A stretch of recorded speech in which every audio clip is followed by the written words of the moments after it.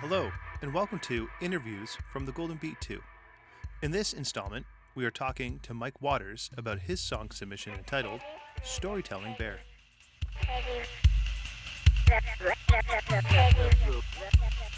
Fallback is not included. Not included. So, Mike, it's great to have you here. How are you doing this evening, sir? Thanks, man. I'm doing great. Thanks for having me on. Looking forward to it. What do you go by any like artistic name online? Like, is there any like pseudonym that you go by?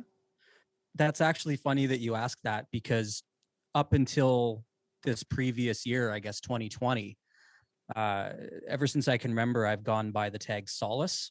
Okay. That's all my musical endeavors have been under that tag, and or that alias, or however you want to phrase it.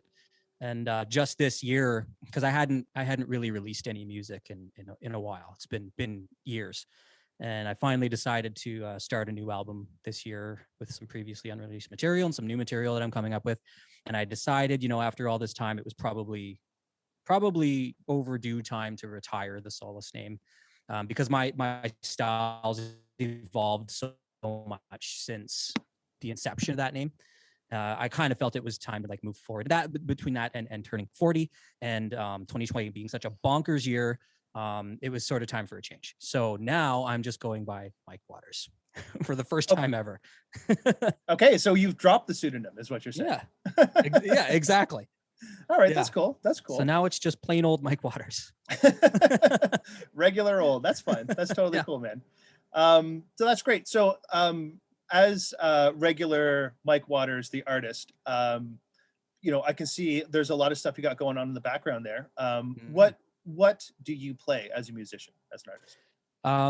I guess I'd always say first and foremost guitar. That was the first instrument I played. That's what I write most of my songs on.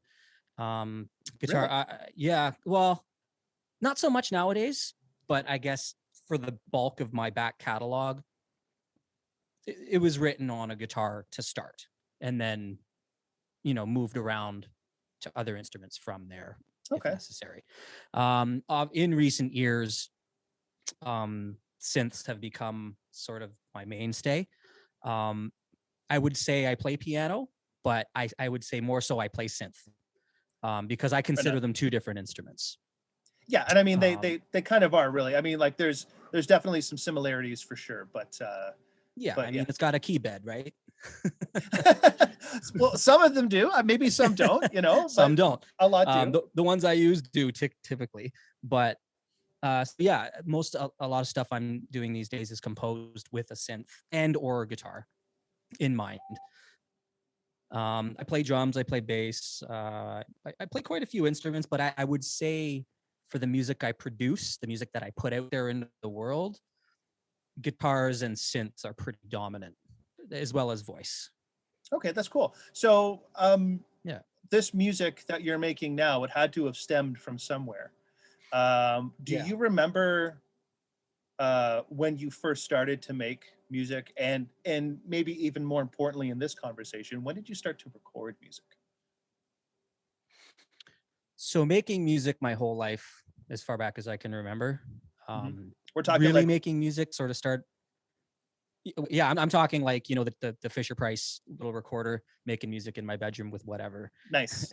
My dad had a drum kit when I was growing up. We always had a piano. We had a Heinzman piano in the house growing up. So Heinzman. Heinzman. And I grew up sort of taking lessons for that, and I just wanted to play anything that was available. Seriously getting into it was in high school, meeting a bunch of friends, such as yourself and others, who were all musically inclined and wanted to get into it. So we, that's when it became a little more serious. Recording started at the end of high school. That seemed to be when the technology was becoming less expensive and more available to people. And seriously got into the recording after college. I think I would say probably moved back home and needed something to do other than go to work. Yeah. That was it. So yeah, I guess like in and around that would have been like the early 2000s. So Early 2000s, I guess. Turn of the yeah, century. Yeah. yeah. Sounds And cooler when you say it that way. yes, sorry, yes, turn of the century. Yes, definitely turn of the century, which you were ahead by. Because that's really when like that's Sorry. that's okay. That's really when like recording gear was become, like you said, it was definitely becoming affordable in and around that time. So I mean, Yes. like you could. I remember my first trip to Long and McQuaid when I bought my first interface at the old Oshawa Long and McQuaid store, and I couldn't believe how inexpensive it was, because I was going in expecting to be turned away. There was no way I was going to get one. Yeah. And yeah, I remember walking away thinking, "Holy crap! I have a professional recording interface for my computer now. What's going on with the world?" and it's FireWire. What's faster than that? Yeah. Right. I think it was USB 1 at that point. Oh, okay, very nice. Oh, that's so funny. So, at this time, so you're recording music, you're making music. Do you remember the first song that you actually recorded? So it's going to be blurry which one was exactly the first, because there would have been a few at the same time. But one that's always sticks out in my head is Dance of the Forest Gnome. That was a song that I guess I had just got my hands on the interface in question that I was talking. It was a Miniman interface. And I got downloaded a copy. What was that? There was that Precursor to Reason, Rebirth. It was called Rebirth. Yeah. It was the propeller head. It was the precursor to the Reason software. Mm-hmm. And it was super simple, but it was like a synthy-based piece of software. And I remember writing this tune, Dance of the Forest Gnome, completely with that little piece of software. And yeah, I just couldn't believe what this stuff could do. I think because we were kind of brought up at the perfect age. It was with the inception of that technology. Yeah, we were right at the precipice of all this stuff kind of happening, I guess, right? So, and it was a cool time to be around, to see all that. And like you're saying, like I know, like I follow a lot of channels on YouTube about recording, and especially guitar pedals and effects. Like right now I feel like we live in the golden age of that stuff. It's like ridiculous, the amount of stuff, the quality of stuff that's out there, the companies. Yep. And it's just really been like, what a ride following that over the course of all that time, right? So very cool. Very, very cool. Okay, so the next thing I wanted to ask you is why did you choose to do the Golden Beat? Well, I mean, I was involved in the original Golden Beat, for one. True. So memories, nostalgia for that. Yeah. And I love community projects. I've always been a big fan of community projects. I work predominantly solo. I do most of the stuff that I do alone. So when I get the opportunity to work, even if it's not directly on the same song with other people, just as part of a project that involves other people, I get excited about it. Where did you get the inspiration for the track that you made? How did that blossom in your brain?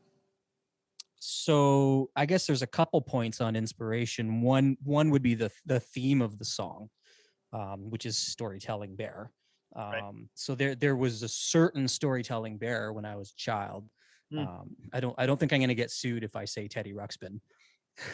this just say the shitting. Then you won't get sued.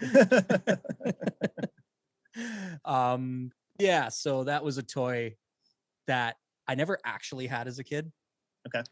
But one of my friends had it, and I was obsessed with this toy, and I wanted it so bad, but I never ended up getting it. And I guess even though I never had this particular toy, I remember the cartoon, the books, the commercials. And so my daughter not so much in recent years, but a few years ago, she really got into Teddy Ruxpin.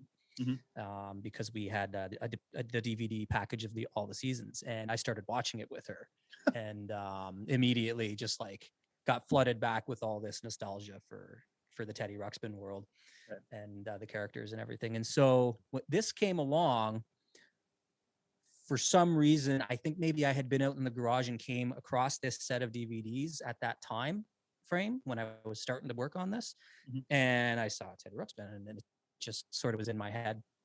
and I started on that initially wasn't the theme of the song, but I started sort of the melody and the sound of the song, and it started taking on a little bit of an 80s sort of retro sound to it.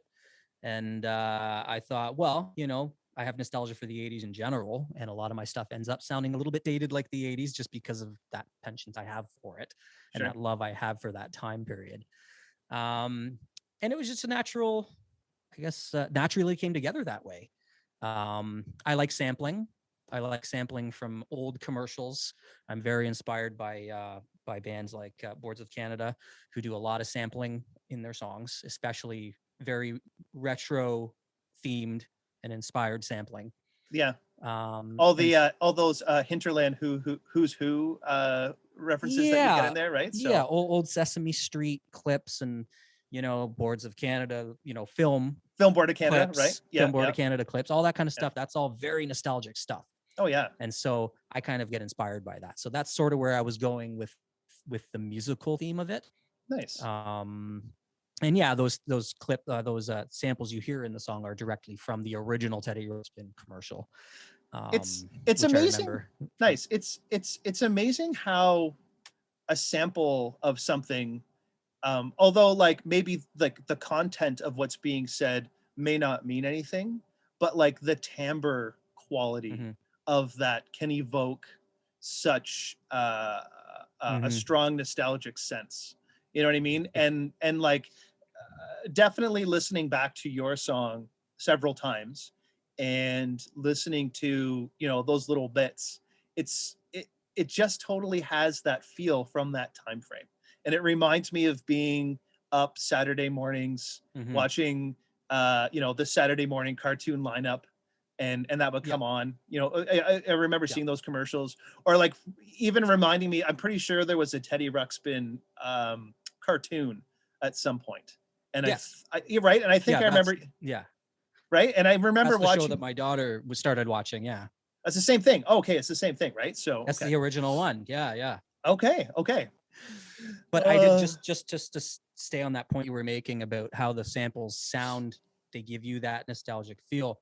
I go for that very specifically because back then you got to remember everything wasn't HD polished, optical cable audio type. Like it wasn't all perfect back then. When you were watching a TV program, you would get interference. The screen would warble a little bit sometimes. There was natural distortions happening all the time in media. And if you watch a VHS tape and the tape warble, it's not perfect and it's maybe a little stretched, and that would affect the audio and video quality. So I kind of like to put that in. Of course. Yeah. And I mean, the final product, right? Yeah. And that's something that, I mean, I feel, I'm sure a lot of people feel that, that's part of that timbre of that evokes that feeling. You know what I mean? The warble, the wow, the flutter of tape. Yeah. Yeah. And it's a good feeling, right? Yeah. Yeah. And then I guess just to finish that off, the inspiration on the production side of it was very much that big 80s sound. When that love I have for big 80s production. That's awesome. How did you take the framework of the beat and turn it into the song? So I gave you this 3 minutes and 35 seconds, I think. How did you translate that into the song? Okay. So I think some people might have more interesting answers to that than me, because I'll be honest. Yeah. I literally took the beat and worked around it. Okay. I listened to the beat and the changes in the beat, and I used the structure changes in the beat as guides for where I was going to change the structure of the song. Yeah. So then you did manipulate the beat though, because I'm pretty sure you cut out some stuff. There's a couple of drum fills, and I think I don't think you used like the boom boom.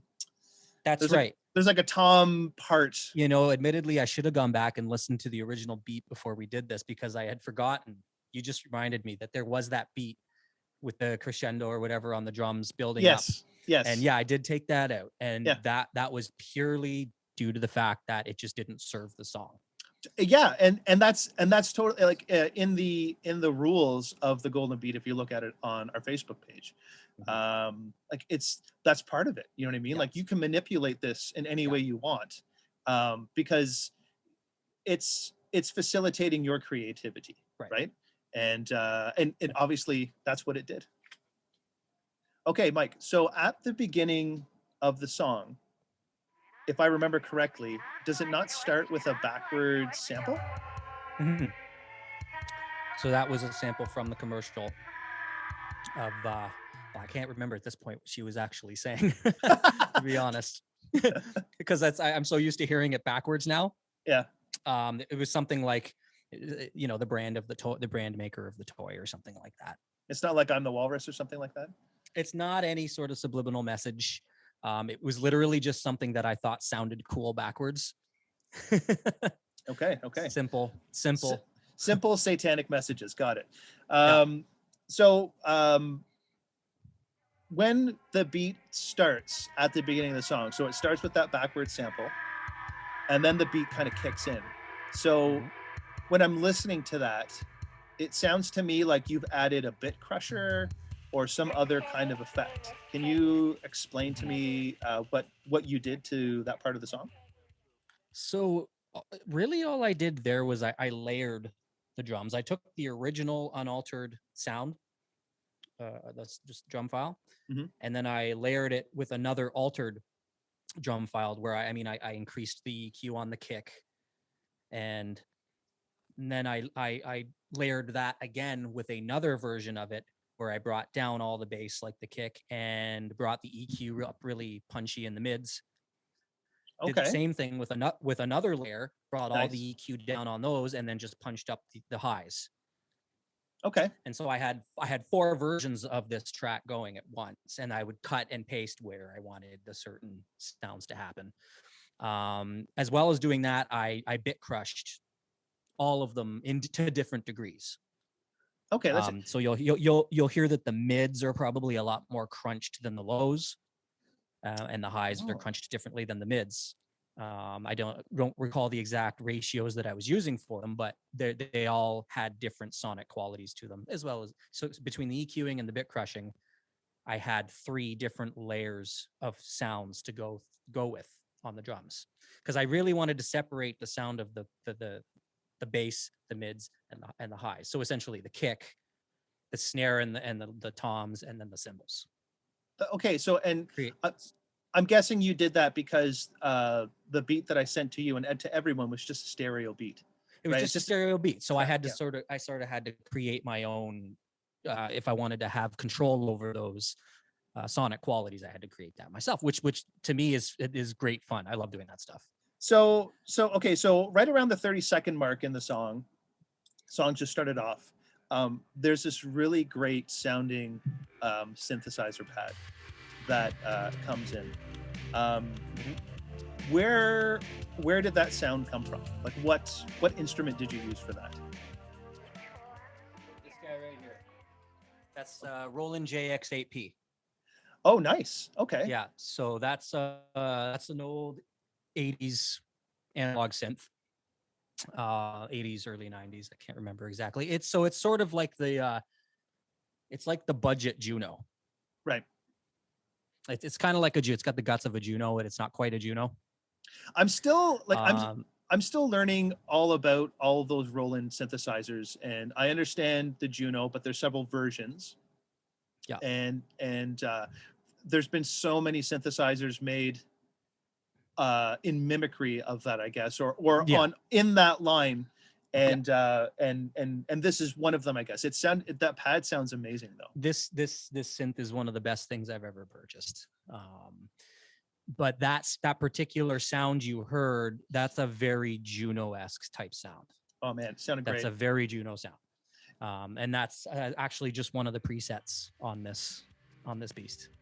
One of the things that I've heard you do in a lot of your songs is you seem to play with the length of a phrase. That's very much something I always keep in mind when I'm composing something.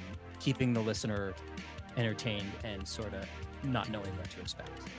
Because knowing what to expect can be nice and it can be comfortable and safe, but that's not why I make music. That's never been my my motive to make music. It's, I've always strived to sort of do something a little bit different while still maintaining some sort of familiarity. If that makes any sense, I don't know.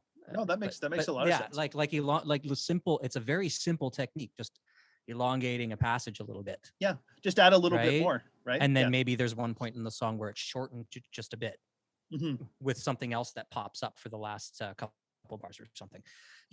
That's very simple in theory and in technique, but it's hard for a lot of people to apply because it's very four bars, 8 bars, 16 bars way of thinking.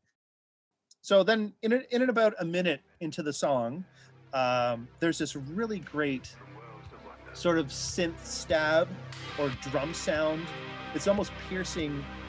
It's not piercing's not the right word. It's kind of cutting in a way. And then the guitar kicks in. What is it that makes that sound? You're talking about the 808 hand clap. Oh, it's a hand clap from an 808? An 808 hand clap washed in reverb. Oh, okay. Yeah. And it has the almost the sound of a steam pipe blowing off or something.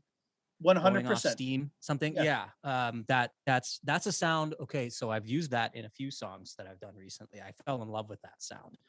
I had the treat of actually playing around with an actual 808 not too long ago, and I discovered this hand clap sound that has been used on more songs that I could possibly imagine. Yeah. And I've been really into in recent years. I guess you call it vaporwave or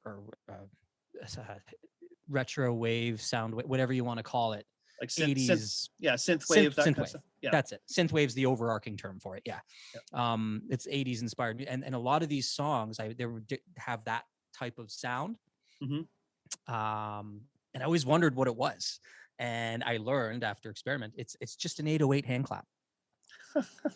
With a bunch of reverb on it. With a ton of reverb and spatial type effect on it. Yeah. Nice. And so you borrowed this 808, like was it a vintage one that you borrowed, or I got to try? No, I just got to try one. And then I actually took home a clone of an 808, a Behringer 808 clone. Right. Which was a lot of fun. But in the end, actually, I decided to go with soft synths for my drums. All the gear I used analog, in person. The only stuff that I actually use MIDI for is the drum effect, stuff like that. Because I find that the stuff sounds you can get in the software are every bit as good now as what you can get with the hardware, and less headaches. Yeah. And it's if you need to fix something or any, like it's so much more, it helps with the creative process, I would say, right? And then you don't find yourself getting into like a troubleshooting rut, which is the worst. I'm not so much into programming. I'm very into synths, but I'm not so much into programming. And as you know, when you get into drum machines, that's exactly what you're doing, is you're programming. Yeah. And that can be and I mean, some people are built for that and some people aren't. Absolutely. And I commend those people because what they do is awesome. It's very true. But I just want to get my hands on the keys and the strings. That's my thing. Nice. So, okay. Well, speaking of strings, right after that 808 hand clap happens, that's drenched in reverb, that's when the guitars kick in. So what guitar are you using in that song, if not multiple guitars? So that guitar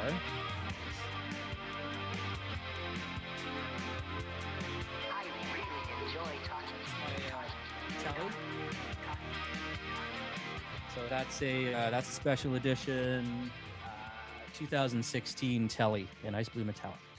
That is a beast of a guitar. It's beautiful. What a really lovely looking guitar. Yeah. So this is usually, I call this is just like my drop D guitar. This is what I use for drop D at any time. And it has that really sort of piercing tone on the bridge pickup that I needed to cut through for that sort of really big chord sound. Yeah. Yeah. And then of course I laced it with a nice big chorus and a little bit of overdrive, and that's what attained that So 80s sort of big guitar sound. well, chorus. You have to have chorus, right? Yeah, you got it. So what like did you use any outboard guitar effects for those sounds, or were those all in box as well? So the way I've actually discovered that I like to record guitar, and it took me many years to figure this out, is I don't use my amp anymore. Okay. I go directly from my pedal board into my recording interface. I use my any overdrive, distortion type effects I use pedals for. Yeah. They sound the best. They just sound the best. Yeah. They do. And even though I have a really nice chorus and a really nice delay and reverb pedals, I prefer to use those type of effects in the box. Because I need control over those in the mix. It's so funny, Mike, because I totally feel the same way. Yeah. And I've got plenty of awesome pedals and all that good stuff too. I feel like that comes out more so if you're playing with people, like if you're jamming, which I can't wait to do again at some point in time. Absolutely. But if you're recording stuff, it's true. I think having those effects tamed within the boxes can be a little bit more helpful. Now, that being said, there's certain sounds I can only achieve with certain pedals. True. That I have. And I will definitely, like, if I'm going, like, I have a really nice setting on my Hall of Fame reverb. That's, it's a modulated reverb. And it's just a really unique sound. And I've tried modulated reverb on other pedals and it just doesn't sound the same. Okay. So I have to use that pedal for that sound. No getting around it. Gotta have it. Yeah. So once it's recorded, that's the way it's going to sound. And that's okay because it sounds so great. Okay. But cool. If it's just your typical chorus or phaser or delays or whatever, those are easily achieved in the box, right? Sure. And I bet there's 1,001 people out there that would say no to what you're saying. Right. But I mean, if you love that sound, then that's your sound, man. Yeah. You know? And the amp modeling that I'm getting out of my DAW is really good. Nice. And there's and that is only getting better in itself. Exactly. So yeah, I love an amp. I love a mic'd up amp more than anybody. Yeah. I just don't have the mics or the space, or the time. It just takes a lot of the time invested into that to get it right. So when you were making the song, was there a point in time when you were working on it and listening back, did you have a point where you sort of sat back and thought, this really takes me into the world of the Never-Ending Story? Because that's where it takes me. Your song, like, it's got this never-ending story quality to it. I mean, I'm not talking what was the swamp where you're not talking about Artax dying, right? No. What is it? What was the name of that swamp? Damn you, I just watched that movie last week and cried again. And now you're gonna make me think about it again. I'm so oh god, hold on a second. If I have to watch Artax sinking in the swamps of sadness again, it's Swamps of Sadness, that's it. I mean, I'm not saying that's an intentional decision that you made, but that is, and I'm not saying that everyone's going to feel that way, but that's definitely a little bit of a vibe I get out of the track. Yeah. So full disclosure, Never-Ending Story is one of my favorite movies of all time. Yeah. I love the movie. I love the soundtrack. Giorgio Moroder, obviously a legend. And that title song was largely due to him. It's Giorgio Moroder, right? Moroder, yeah, that's right. Right. Sorry. He was a part of that. He was a part of that soundtrack. So he was in charge, not in charge of the soundtrack, but I think he did a lot of the synthesizer stuff. Really? Yeah. Cool. Yeah. Okay. His name is actually in the credits for the score for the theme. Oh. I have it on vinyl, and it's his name on it. That's awesome. Yeah, it's Lamal is the singer. Okay, but Giorgio more. I always call him Moroder because it's Lord of the Rings, right? Yeah. Moroder. Moroder, I think. Yeah. I mean, we could be just just butchering his name, and that's I apologize. I'm sure we both do, but Yeah. we'll just get past that one. But yeah, that whole sprawling 80s synth sound, I just love it. And obviously that movie it encapsulates it perfectly. Oh yeah, totally. So if I could ever be compared to that with one of my tunes, that's A-okay by me. Well, I mean, so the next thing I wanted to talk about and this is good, getting into some more synthesizer stuff. So I'm picturing you've got the song pretty much done, all the drum mixing's done, you've got all the guitar parts done, you've got all your bass synths done. Mike's in the room, has a sip of his drink, puts on that power glove, and out comes the most stellar, massive synth solo with the pitch wheel that anyone's ever heard. How did you record this part? And and what synth did you use? And like where did that come from? Was it just like one take? This is how I feel. So okay, starting with what I used. That's Power this glove. guy here. That's the deep. Yeah. That's the DeepMind.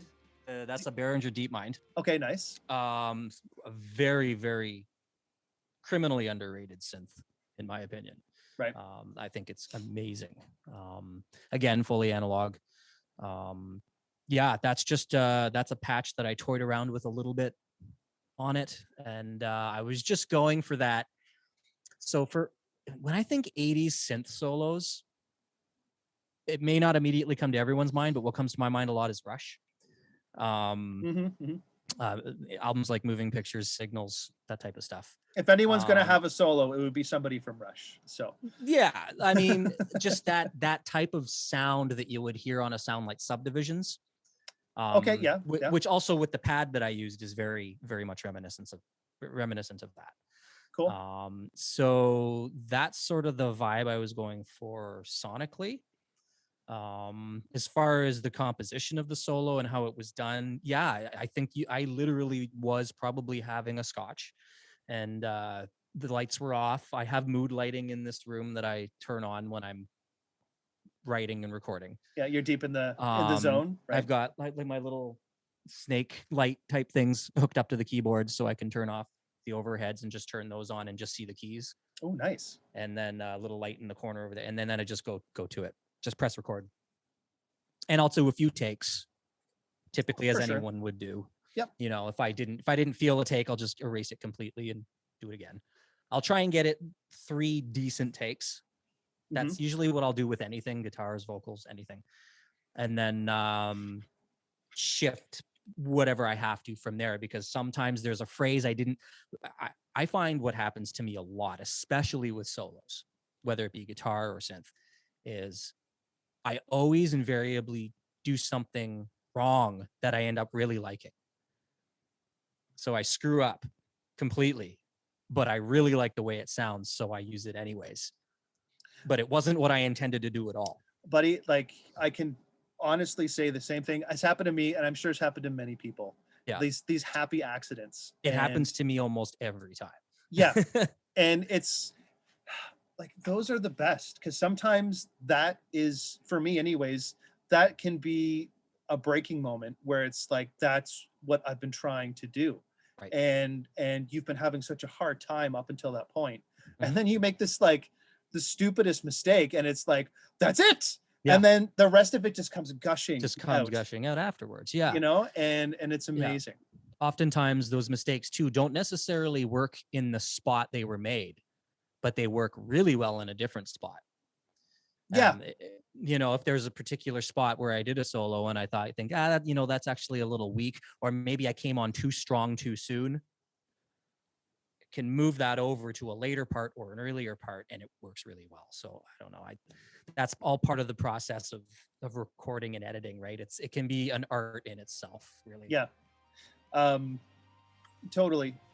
So as your song is ending, Mike, we hear the track sort of pull away, and what we're left with is sort of like a rolled off kick drum. And I'm guessing that's one of the pieces of your drum mix. That would be just the low. Yeah. Just the low. Yeah. So I was wondering how you did that, because it's very rolled off from what I sent you. So I almost thought that you had supplanted another drum sample underneath. No, But that's completely the original, just rolled off. I was just going for a bit of a heartbeat type thing there. yeah, on the yeah, way out. okay, very cool. And then the song ends with some reverse samples again. And I guess you don't remember what those reverse samples were, aside of it being from Teddy Ruxpin. I'm just trying to recall the very end of the song, because I know exactly, like, it ends with the little heartbeat thingy, the rolled off bass drum there. I honestly can't remember. I'm sorry. Yeah, that's cool. No, that's cool.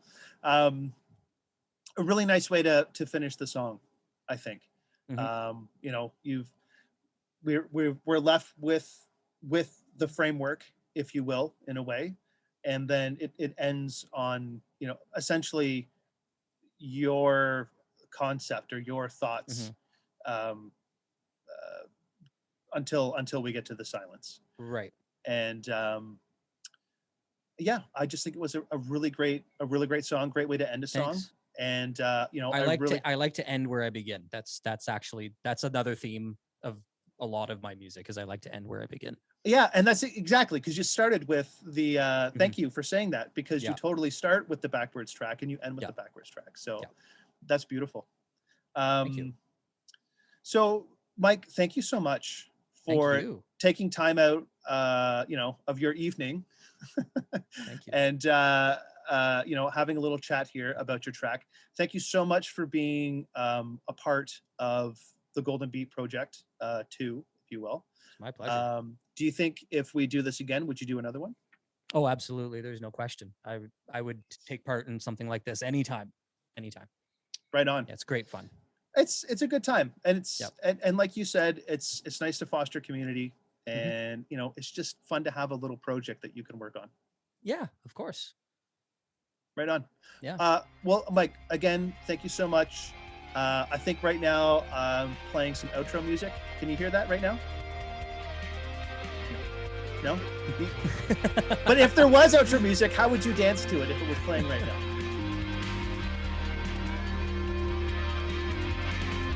The funny thing is your computer screen just froze, so Something I like can't that. your screen froze, so I can't even see if you're dancing. Anyways, Mike, again, lovely to talk to you, and you know, I look forward to working with you again. Absolutely. Same here, buddy. Thank you very much. Cheers.